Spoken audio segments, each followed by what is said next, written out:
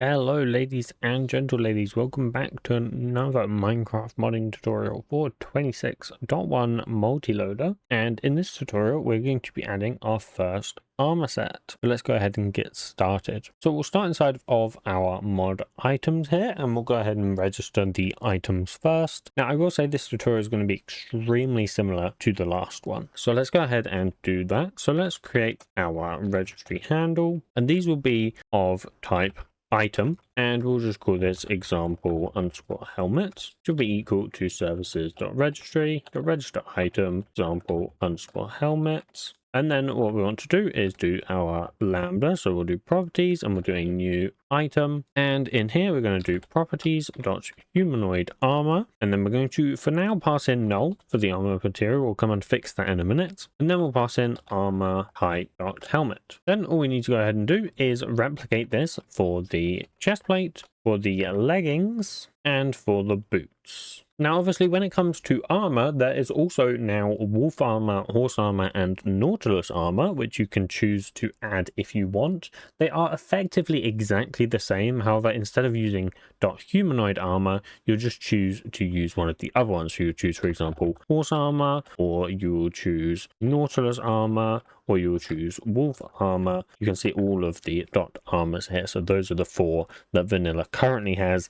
Obviously, in the future, they'll probably add more since they've added these, but for now, these are the ones that you can do. They are all exactly the same though. So the only difference is you don't have to pass in that armor type because there aren't the different parts of the armor. Now, the next logical thing to go ahead and do is to create our actual material that we will use to define all of the properties for our armor. So what we're going to go ahead and do is we're going to do a very similar thing to what we did for tools, and we're going to create a new class in init, and that'll be mod armor materials. This will need to be a final class as usual, and we'll make a private constructor in here as well. And then what we'll go ahead and do is we'll do a public static final armor material to example armor material equal to a new armor material. Now the first parameter in here is going to be the durability. So this acts as more of a multiplier since vanilla already has the actual values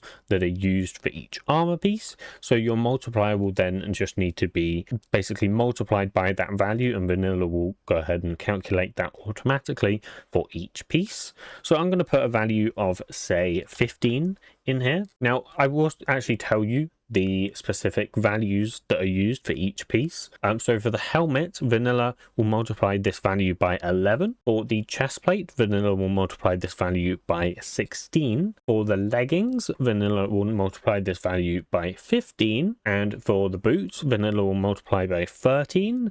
And then finally, for just body, so for example, for nautilus armor, for horse armor, for wolf armor, it will multiply by 16. Now, the next value in here is a map of armor type to defense. So this is basically the number of half armor bars on the armor bar. So this needs to be a map of the armor type to that value. So the best way to do this is to make an enum map, since armor type is an enum, and that may sound very complicated, but it's actually relatively simple. So what we need to do is we need to do util.make, and then in here we can pass in a new enum map, and we need to make sure that inside of here we pass in the class of armor type.class, and then as the second parameter of our util.make we can do map and then put in a curly braces, so this is then a lambda, and then we can do map.put, and we can put armor type.boots, and we can pass in say 2 for example. Then we can do another line and put armor type.leggings, and we can put say 5. Then we can do the chest plate. Now I keep putting commas here, you do need to make sure you semicolon. It's a bit weird to do a map like this, but this is just the best way to do it. But then we need to do the chest plate, so that is going to be 6 for mine. Then we're going to do the helmet, so we'll do armor type.helmet, and I'm going to pass in 2. And then finally we need to do the body, so once again this is just for like wolf, horse, nautilus, so we'll do armor type.body, and I'm going to pass in 25. Obviously, same as usual, just mess around with these values and get them to whatever tweaking you want them to be. After that, we have then the enchantment value, or more formally known as the enchantability. Basically, this is how enchantable your armor is. So basically, the higher this value, just the kind of better enchantments it gets. So now gold, for example, uses a value of 25, and so when you choose this value, it's good to base it on something like gold, which is highly enchantable. So I'm going to put a value of 18, which is a little bit below that. Next, you have the equip sound. Now, you can obviously register a custom sound here if you wish. However, I'm not going to mess around with that today. We will do custom sounds in the future, but not right now. So we're just going to choose the vanilla sound, the generic armor equip sound. So we can go sound events dot armor equip generic. You see obviously all of the default vanilla ones in here. We just want armor equip generic. Next, we have the toughness of the armor. So this is basically an additional value that's included in that damage calculation for like how much damage is dealt to you whilst you're wearing the armor. It's a little bit complex, the actual like equation that's used here. So you can refer to the Minecraft wiki if you wish. That's probably the best place to look. Only diamond and netherite actually use this value, so all other armor doesn't. So generally you just want to put 0 in here.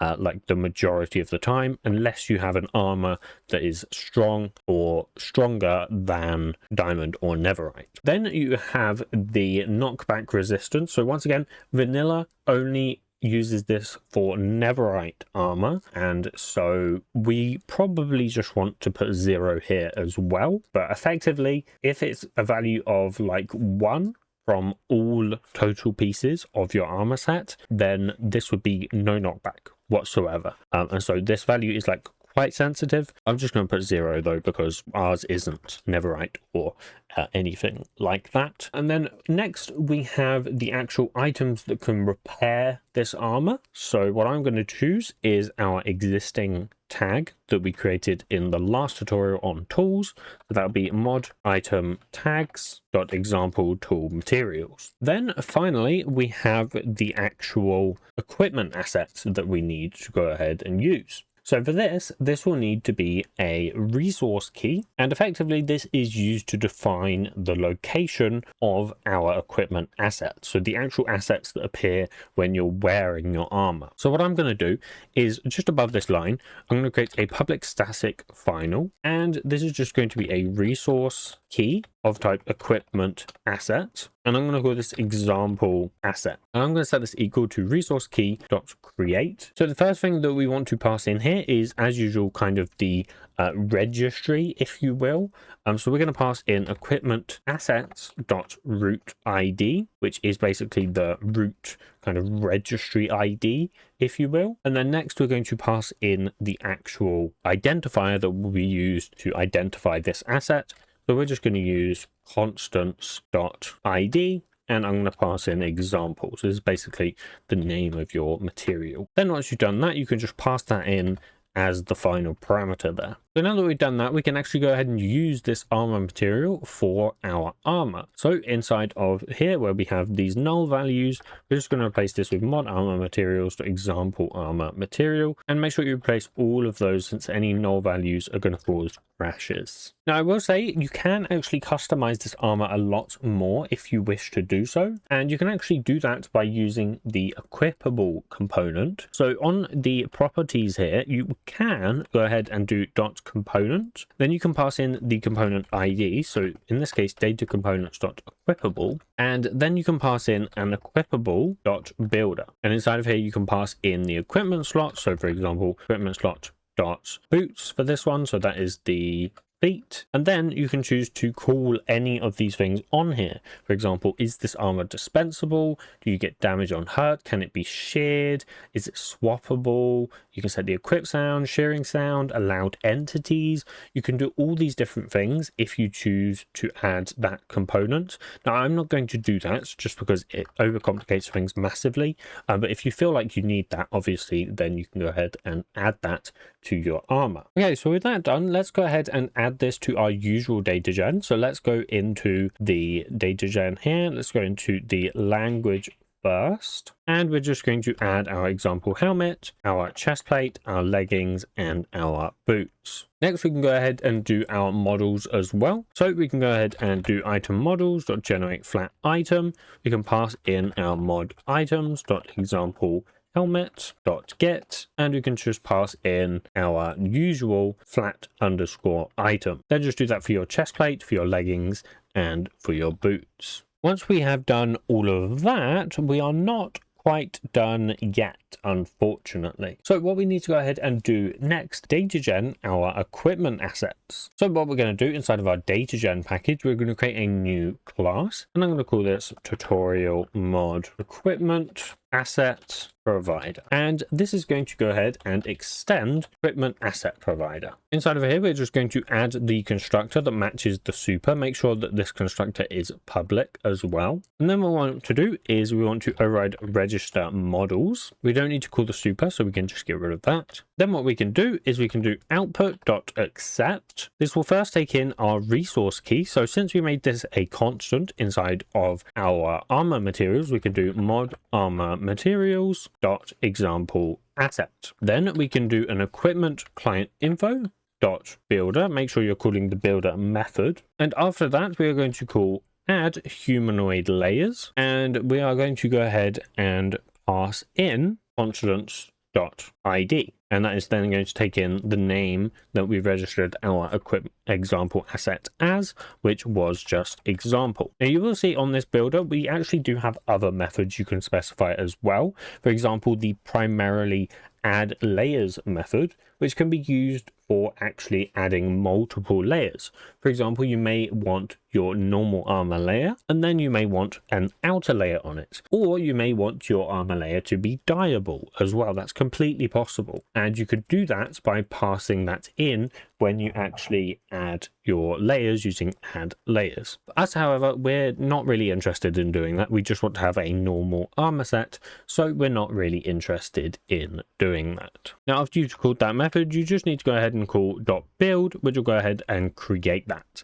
And that is your armor gone ahead and registered to the equipment asset provider. So now we just need to go back into our Datagen class, and we need to add this as a new provider. We'll do event.create provider. We'll do our asset provider : new. Lovely. And that is pretty much it. You do need to make sure you add your textures in here. So first of all, we're going to go ahead and add our item textures. So I'm going to go ahead and copy those in, paste, and boom, that is the boots, chest plate, helmet, and leggings. So then we need to come into the entity directory. You'll need to create that if you haven't already, and create a new directory called equipment. Ensure that you do spell that right, because otherwise that will not work. Then inside of here, you need to go ahead and create two directories.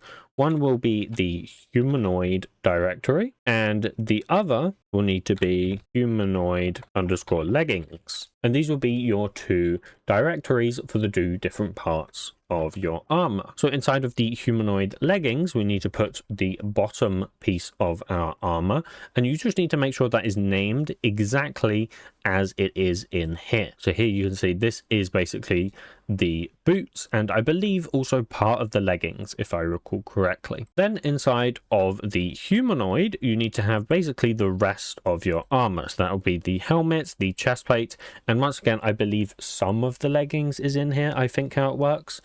So that is this part of the armor. Now, if you're struggling to create these textures, my best recommendation for you is just to look at the vanilla ones. So if you use a website, for example, like emptyasset.cloud, I won't link it in the description because technically I think it's a little bit dodgy. I'm not entirely sure.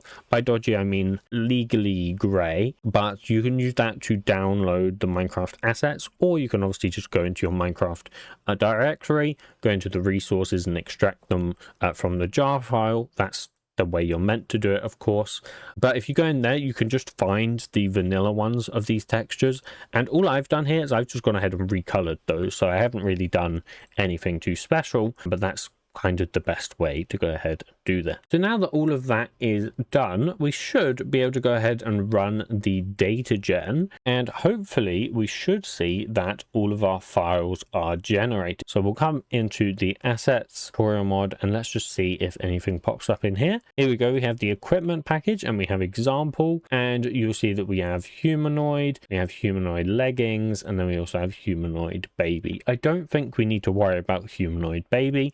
I think we can basically just ignore that one. Lovely. So now we can go ahead and run the game. So let's run the client for both Fabric and NeoForge, and hopefully we should be able to see our armor inside the game. All right, so here we are inside of the game. So we should now be able to see that we have our armor here, and we can go ahead and put that on, and we'll just test that in Fabric as well. We'll be able to put it on in here as well. Lovely. And if we go into game mode survival, you should be able to see that we have our armor bars as you would expect to have. And obviously if we just say summon a zombie, we should see that we take less damage than obviously you would without the armor on. You see if I take the armor off here, we take a lot more damage, of course, because the armor is actually working, and you can see it in the bar there as well. So yeah, that is it for this tutorial. I hope you all enjoyed and found it useful. If you have any problems, feel free to join the Discord, which is linked in the description down below.